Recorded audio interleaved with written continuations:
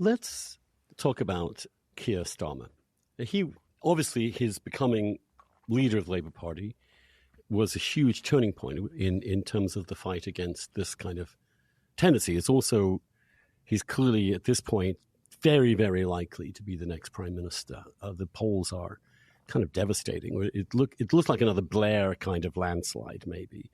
Although not with the Blair flair and not with the Blair rebranding and not with the usual, which all, of course, with history seems to look a lot more tawdry in retrospect than it did at the time. I don't know whether you watched The Crown, this latest thing, but Blair comes off horribly in The Crown. I haven't seen the latest series. I must do that. Oh yeah, well he just comes off this hideous person, and obviously the Queen couldn't stand him. My dad couldn't stand him for some reason, but just phenomenally hostile to him, which I never got because I thought he's kind of cool, he's kind of smart, he's great. I liked him because he was bringing the Labour Party back to power in the centre. But Keir is different. And you've asked me about him because, of course, I went to grammar school with him and sat next to him for 5 years and argued with him every day on the bus and have this old, very intense friendship with him. But I lost track of him after that and regained touch in the last decade or so. But from my point of view, I don't really recognize him right now from what I knew in grammar school.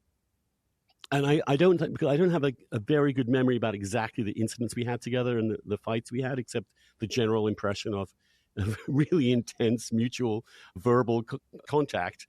He seems a lot more straight-laced. He seems a lot calmer. He's more cautious.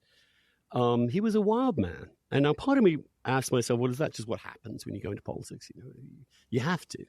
Is it just what happens when you mature and you grow old? You're no longer, a teenager in the 70s. You're a grown-up person in the 2020s. But tell me about him. Tell Americans, because they have not a clue who this person is. Tell me your impression of his leadership of the Labour Party, especially with respect to the anti-Semitism question. I didn't interrupt you at all there because I'm so fascinated by your childhood memories of him. And when you say a wild man, that will be surprising to so many people because they do see him as very, very straight-laced. For an American audience, he comes over as a kind of Elliot Ness character now, this very straight sort of G-man in the suit. Or the word they use, which is an American coinage in a way. It's not a word that's often used or wasn't previously used in British discourse. They describe him a lot as a former prosecutor, which is, I know it's a small point about vocabulary, but it's very deliberate, I think, because it does have a kind of G-man and crime fighter connotation. And that's not usual in British politics. People talk about lawyers and so on.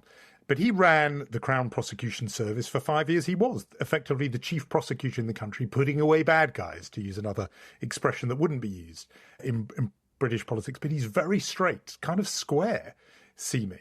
And, the satirists have really not known what to do with him because he doesn't have sort of flamboyance. He's very buttoned up and very controlled and cautious. So your notion of him being this wild, pugilistic younger man is fascinating. Look, we would fight morning, noon, night. He would even come to I'd have little Christian Union meetings. He'd come just to be the atheist he'd show up amongst 4 or 5 other young kids trying to be Christians in Riley Grammar School. He'd show up and tell us we were full of shit. That's really ballsy of the dude. I loved it because I love that shit. I mean, that's what I live for, that kind of fighting. And on the bus in the morning, on the upper deck of the 424 and the 410 buses, it was basically parliamentary questions every morning. I'd be yelling at him, he'd be yelling at me. There'd be yells in the back. It was all out there.